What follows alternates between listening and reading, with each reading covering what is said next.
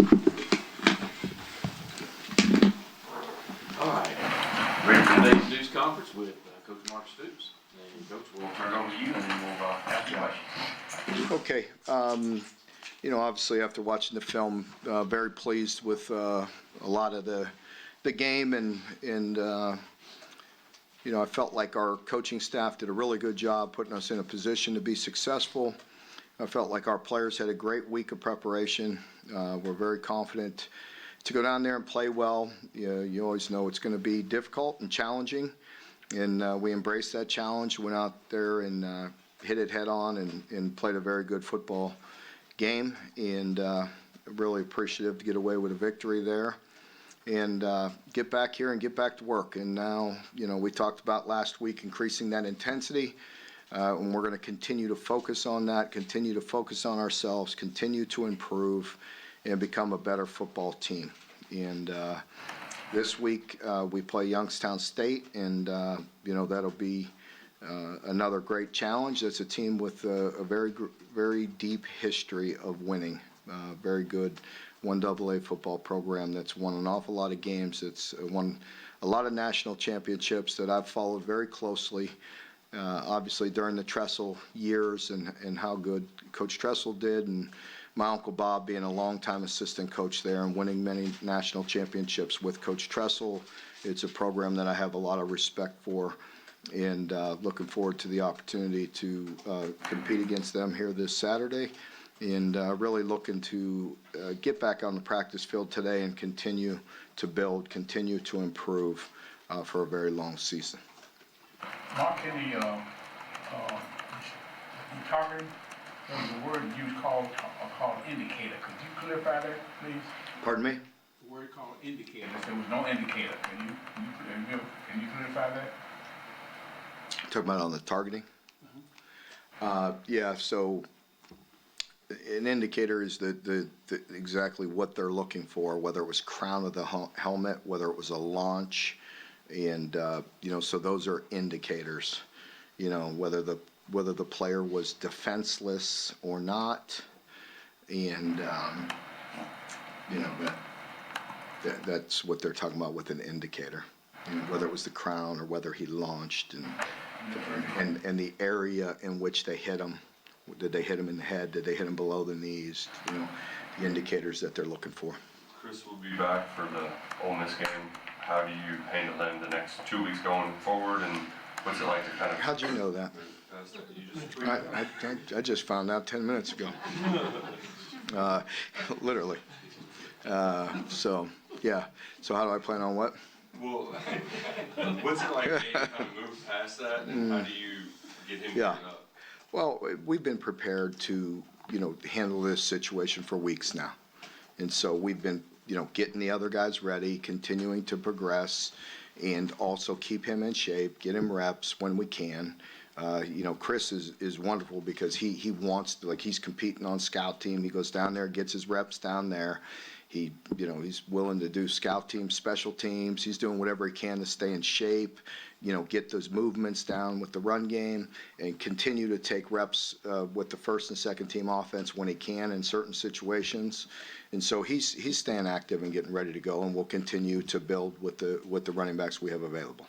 Mark, now that it's final, what can you say about the situation in terms of why he was That out? he'll be back at Old Miss. Was that your suspension, or was it there was a NCAA report last week? Or Steve, who picked that number, I guess? I really don't want to comment on that. No. It is what it is. I realize you all have a job to do and everybody wants to dig at it, but it is what it is. He'll be back the Ole Miss game, and we will be more than happy to welcome him back and have him go compete when he can. But right now we're prepared to play Youngstown State. What's the latest on Jalen? Jalen, he will do some more evaluations, but again, as I said after the game, it doesn't look good. It looks like it's an injury that'll keep him out. After looking at the film, what did you see from the offensive line? Just like most of you saw, much more consistent in the second half. I felt like we settled down. There were some guys that settled in got their feet on the ground, started playing a little more physical, targeting the right guys. With our play actions and boots and things of that nature, it slowed them down a bit. Gave us some access to have some success in the run game. And so you put those things together, and we'll continue to build on that. How important was it having Jordan Wright back Saturday? Yeah, it was very important. I think Jordan just, as we talked about the experience that he has, the length that he has on the edge, the energy that he brings, the experience, it was really good having him back. You used the tight end a lot on offense. I'm sure that made Vince happy. Absolutely. Vince and my mother. So, we have good players. It fits really well with this offense. And again, if everybody's going to play that downhill, there'll be some play action in there to keep them honest. How much did they help in the run game? I mean, everybody focuses on them receiving, but how much did they help in the run game Saturday? They helped, but they're still a work in progress. We need more out of them. We need them to continue to strain, continue to fundamentally, play the right way in the run game and blocking schemes and target the right guys and finish blocks and things of that nature. With the offensive line, that difference that we saw in the second half, was it more scheme or was it more the guys just stepping up on what you had at college? A little both. We're looking at options, looking at what's there, what's the right sets to put our guys in a position to be successful. And it's also them, again, getting stronger, playing with a better base, targeting the right guys and finishing some blocks. After you looked at the tape, how did Corson hold up? He held up just fine at left tackle. Yeah, he did. Mark, what's it say to go in there and then you talked all week about a hostile environment, one play clean, and that until the very end, you had no pre-snap penalties, I think no holdings. Yeah, it was really, really clean. Yeah, I think you're right. I think there was one penalty up to the second to the last play, or right at the end there. That says a lot. We really worked hard to put our players in a position to be successful. We, you obviously work crowd noise, but the communication that we had during the week, I thought our coaches did a really good job. Will came to me early last week and said, he wanted it loud at practice, because he understands, when he's on the road, just the communication from the huddle, regurgitating and spitting out the entire play call. There's some lengthy calls in a pro system, and to be able to do that relatively clean. May have burned. Did I burn one? I burned one timeout. That was getting close, and actually I should have let that one go. We might have scored, but for the most part, again, really clean, good with the communication. Our coaches, and they prepped really well. You watch a lot of really good football teams. If you watch some early last week on the road, uncharacteristically making a bunch of penalties, and we didn't do that. And that's a good sign that our coaches had them prepared and our players really were focused and really diligent.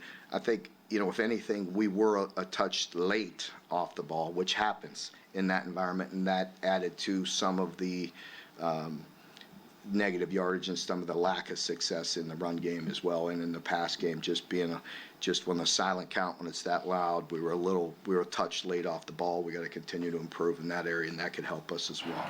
Your defense played well in the second half of the shutout. Let me finish that same point. Does that show up sometimes when maybe a guy gets off balance or something? It does in a late jump on the ball, where we were getting beat off the ball too quick, and that's to a defense's advantage when you're at home, because that crowd noise, and they can't hear the snap count if you're silent, and it's to their advantage, and you've seen us use that well at home. Remember when we had Josh Allen and he wanted it loud, he wanted to get the jump on the offensive line, and there was a time or two where we were a little late Saturday, but outside of that, we handled it very well. I'm sorry. Defense played well in the second half of the shutout.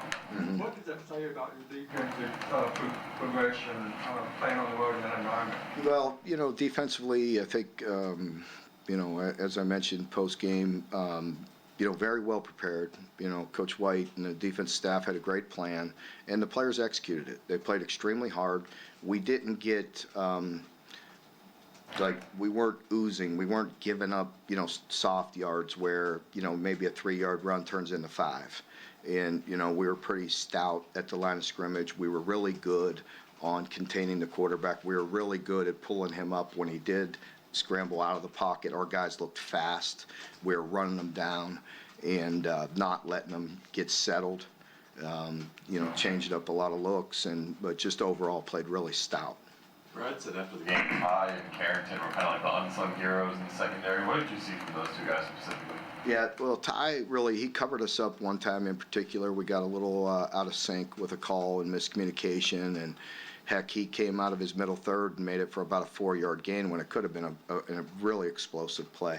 And that's the type of, open field tackle at a guy that got to erase something, a mistake, and that's what you expect out of a secondary run sport player, or a secondary player, do your job and then play ball.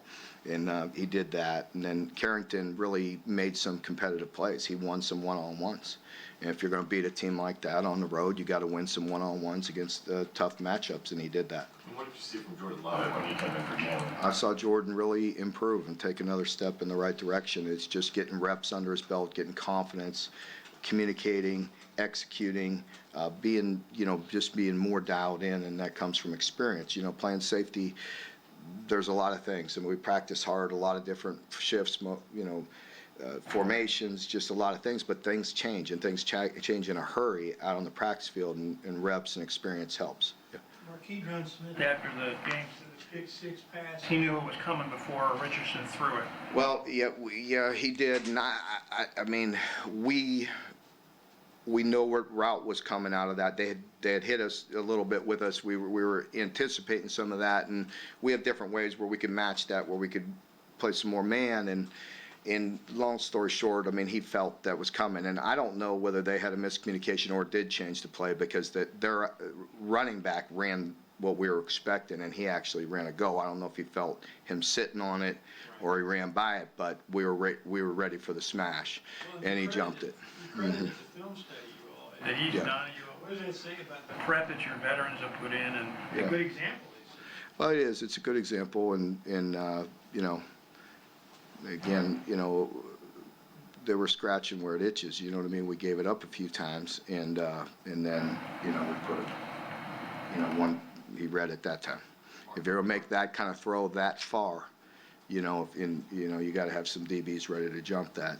So we get that into the boundary a lot. Sometimes to the field, that's a long throw, and he had really good eyes, and he made it a nice play. Mark, two quick. One, just sorry, but for a quick clarification, there was a report that there was an eligibility investigation. Can you confirm that or not? I told you I'm not commenting on that. Sorry. And then secondly, Youngstown coming in here, I just wonder how much of just sort of your philosophy, the person you are as a person, the coach, how much of it comes from growing up around there in that environment, a football environment? A huge part. Pretty well documented after X amount of years coaching. I'm getting very old now, but I think coach, growing up in Youngstown has as much to do with the identity of myself and anybody that comes from there. It's a very unique place, great pride, coming from that area, and a toughness.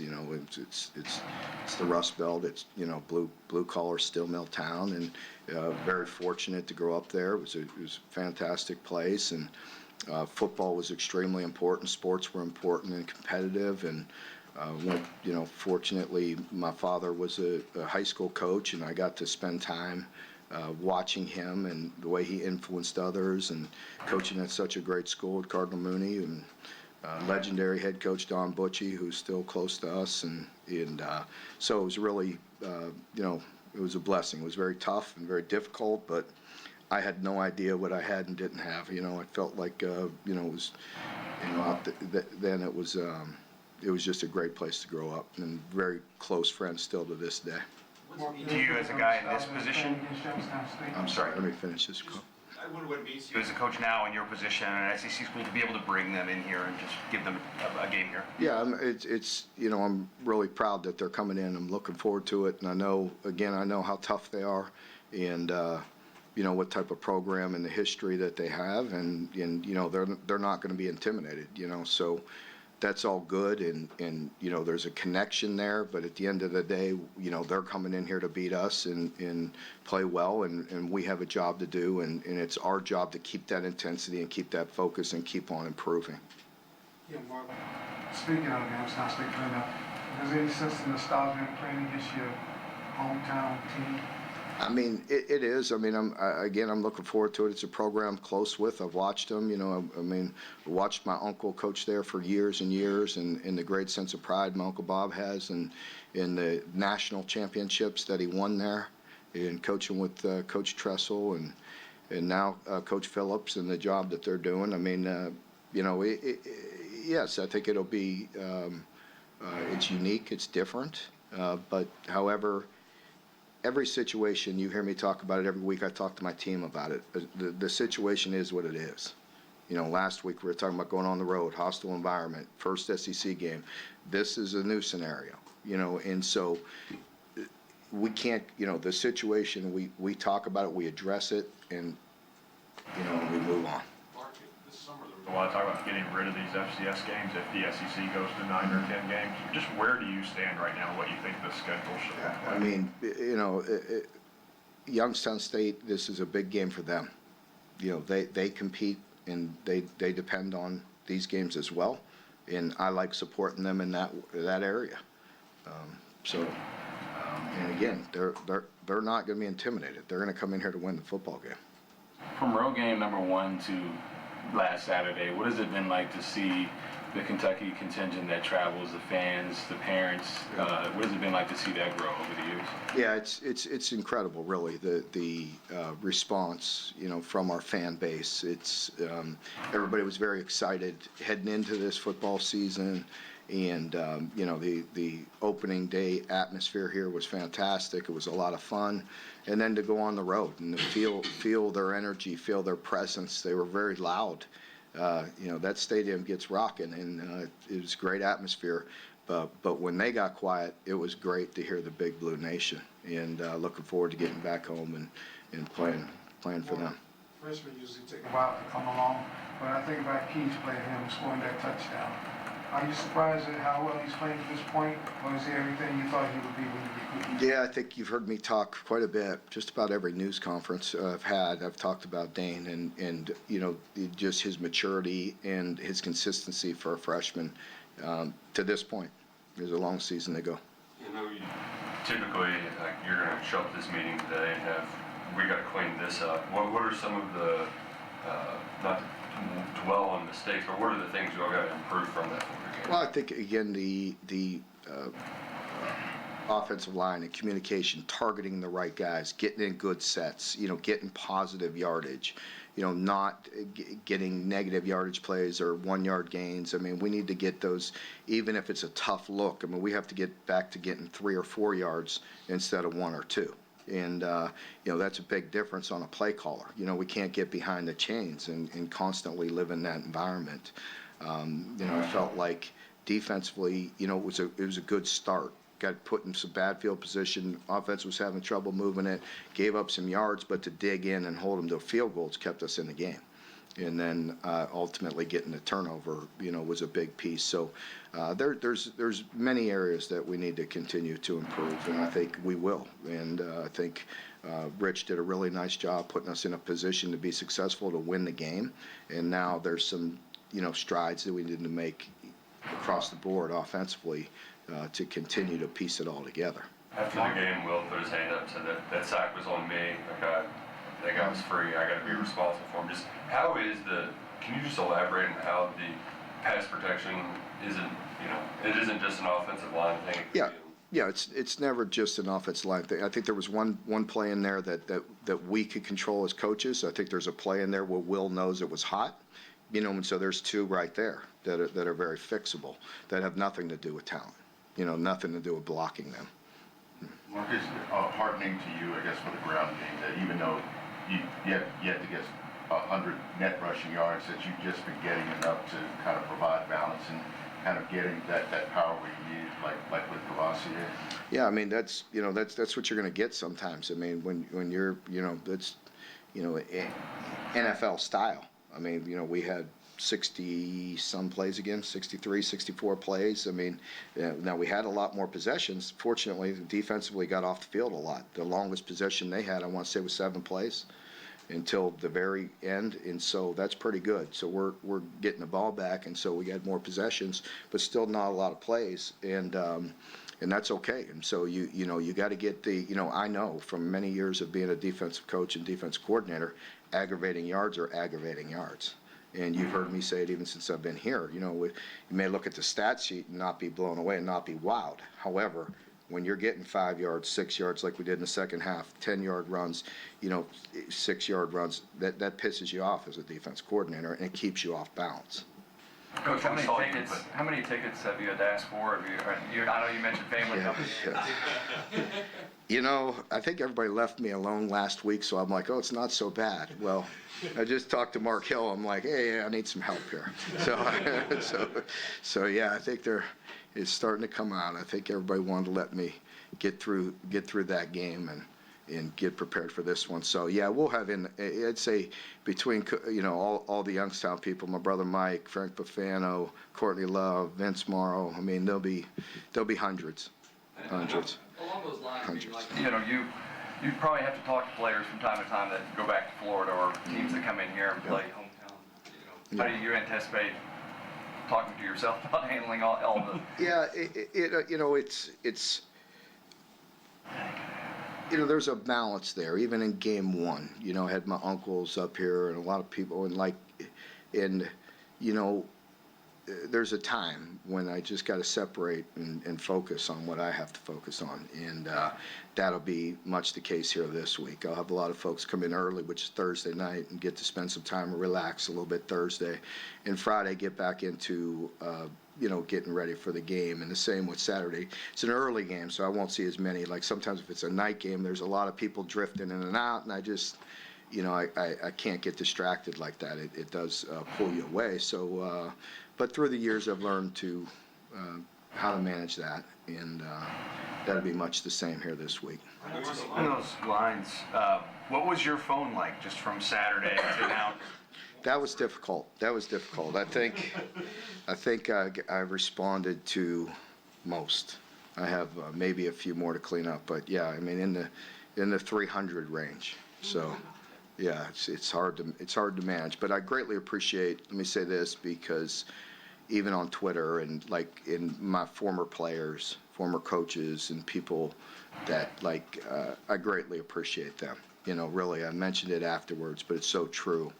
The current players and the past players, all the way back to 13, and all the past coaches, just have such great appreciation and respect for and love, because there's a lot of just terrific people that have been through here that I greatly appreciate. Mark, Brad's been getting a lot of attention, rightfully so, for his game plan this week. I know you're heavily involved with that too, but what were you most impressed with? Yeah, I just felt like we were thoroughly prepared. I felt like Brad has there were some things that he had been working on. We worked on through camp that we didn't maybe break out in game 1, and and so there were good change ups. The guys were in really good position. When you don't miss many tackles and really are that firm in containing the football, containing the deep passes, everything that went into it, that's a sign of a really good plan. And Brad is to credit for that. Brad and his staff, they did a very good job, and really, were well prepared and had the guys mentally ready to go, and the whole bit. Well, we got a chance to witness your enthusiasm in the locker room after the game. How long did it take you to come down from that excitement? Not long. I've been pretty even killed this year, haven't you? You get to tell that, So, no, I mean the players. I mean, heck, when I went in there, I let them have their fun for a while. They had the music going and were enjoying it and enjoying. They should. They work hard and as I mentioned, the first game, you walk in there and I'm like, what's going on here, man? It's not like we lost, and so, but I think that's a good sign. I think they were like, okay, we're ready for the next step. And just like I addressed after game one, like, let's get to work, let's improve, let's get ready for game two. And now the challenge is how do we keep that, energy? How do we keep that consistency to prepare to be the best team we could be and continue to build? So the players are seeing these games more of as a business trip or business. Well, we went in there totally business trip last week. We knew that, and, we addressed it again, and I was asked that question last week. There are guys that haven't been in that situation. They responded very well. They went and played. I mean, you look at the guys that stepped up and played, maybe they didn't have as many numbers as they did in game one, but they still had a big impact in the game. And look at the big play Dion made late in the game there was one of the bigger plays of the game as well for us. What's that? And along those lines, looking ahead to the next game, you guys always remind us the most important one's the next one, obviously. But in generally speaking, what are the most important lessons that your team will take away from that win in Gainesville? Well, I think, it's the respect of the game and the preparation is, you've heard me say this many times, but everybody wants to win on Saturday. What are they doing today to help us win the game? And that is a true process. And I know that word gets thrown around a lot, but there's things we have to do on Monday. There's things we have to do on Tuesday, Wednesday, Thursday, and so on, all the way through right up to the game. And, there was interesting, we have, fortunately, we work hard with the leadership development and all that, but one of our talks in the summer showed a picture of Yusuf Corker, studying his playbooks 5 minutes before we went out to the bowl game, and that was pointed out to them because, like, that preparation does not stop, literally, till the moment we exit and take the field. And, that's the attention to detail and the commitment that they have to have all the time. Mark, looking at the Youngstown tape, how's Bryce Oliver doing? Yeah, Bryce is a good football player, just like we thought when we recruited him. And, sometimes those guys just need that opportunity and reps and get playing because a lot of times as you play, you get better. And you've heard me talk about the talented guys we have on our roster right now. We've got to get them playing some more, and that's the plan. The really good ones that we feel like, we got to get some more snaps for him. And Bryce is doing a really good job. I'm really proud of him. I'm really happy for him. How did Tavion handle that responsibility of taking some carries last week? He was excited for it, no problem. He did a really good job in practice all week, and we have some package off that's that could be unique, and he's a versatile player. You said after the game, I guess we're a top 10 team now. Yeah. You are a top 10 team now, number 9. First time since 2007 Kentucky's been in the top 10. What's your reaction to that? I'm grateful I can't control any of that. I'm grateful for our team and the preparation and the way we played. I think, anybody, I guess, if outsiders are respecting the way we play, then I credit the players for the way they prepared and the way they did their job, so that's what I appreciate. Our team, just our players and coaches and what they did to put themselves in that position. Is there any injury update on Druzon? He's still week to week. I don't know where he's at this week because we haven't practiced yet, so we'll see. All right, folks, thank you very much. Okay, thank you.